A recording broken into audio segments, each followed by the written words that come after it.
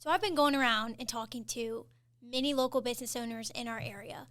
And as soon as you bring up marketing, the first thing that comes out of their mouth, well, not all the time, but majority of the time is, I want to be consistent on social media. I want to post on social media. So the business owners are having trouble with posting on social media.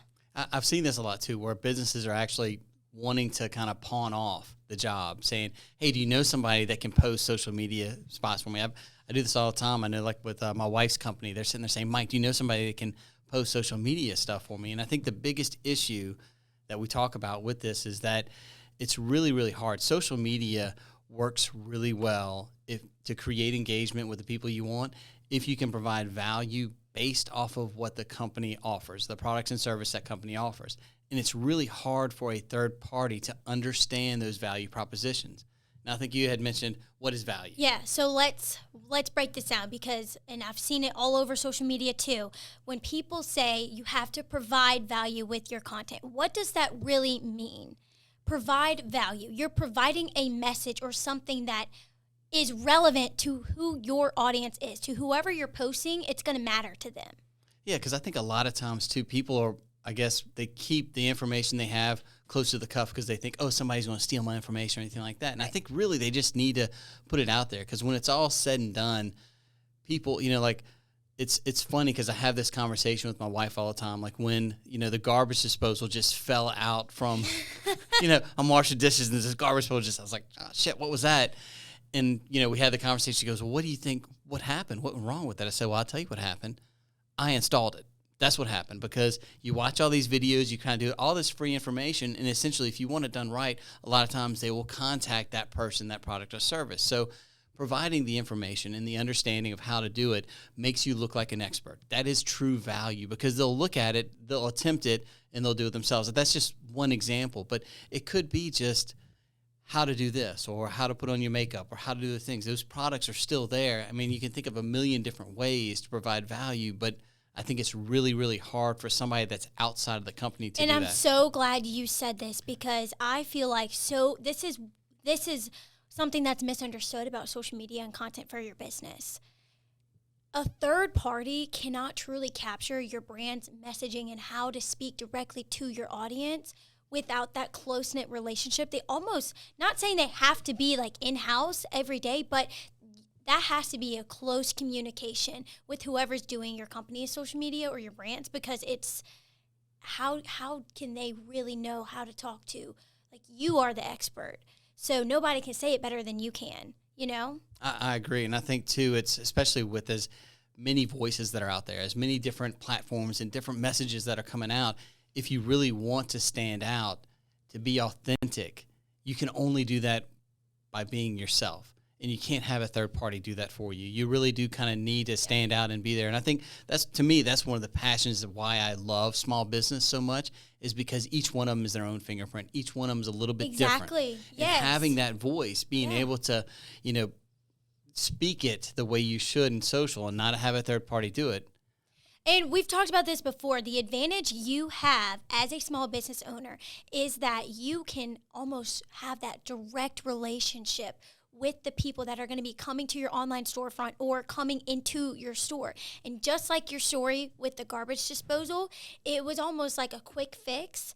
And in the long term, it's not going to work out. I think if you try and position, instead of looking at, I need to get someone to post on my social media as like a quick short-term goal, it needs to be like a long-term ongoing thing that you keep up with. Because if it's a quick fix, it's not going to be as efficient or effective as something that's going to be like a long-term goal, Yes. So the good news is the answer is right in front of you. You don't need to look for third-party people. The bad news is you're going to have to get off your ass and do it. And it's time-consuming. And I can't tell y'all how many business owners looked me in the eyes and they're like, I want to do this. I have the equipment, but I'm afraid to be on camera. Or I have the equipment, I just don't have the time.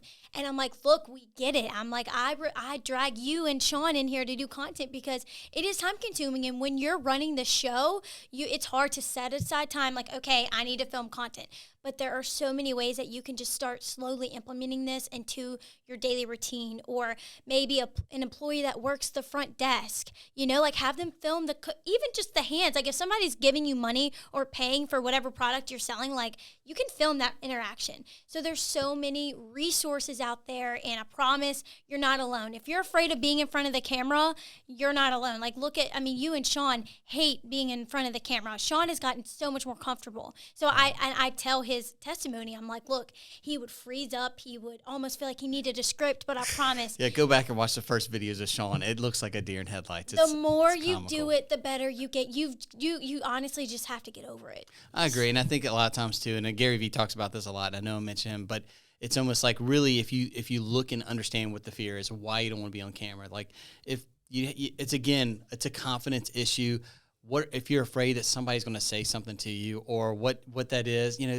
Negative comments just need to be ignored per se. You can love on them and hug them and all you want, because really negative comments come from a negative place. Yeah. Just try to be positive. And again, if you're reaching out to all of this, if you want to say negative stuff to me, that's fine. I'm used to it. But look, let's just work in a world that's a little bit happier, and let's be positive about everything that goes on, and just have confidence in yourself and just go through it. Ignore the negative noise and celebrate the positive noise, and just kind of give that feedback back. And as someone that does social media every day, like it's never a bad time to start.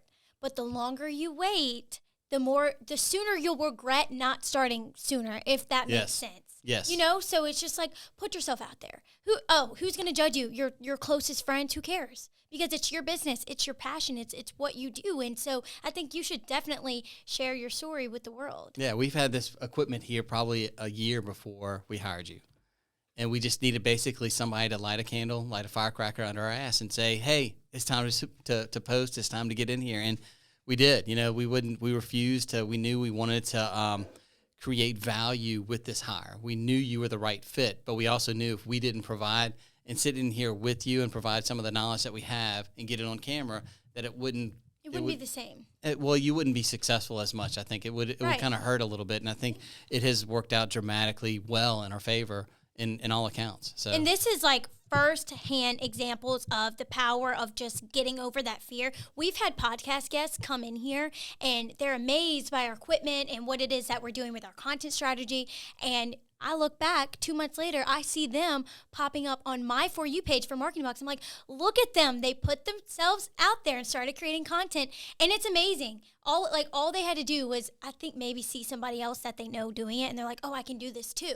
So it's like we're cheering you on and letting you know it's not a bad time to start. You just got to do it.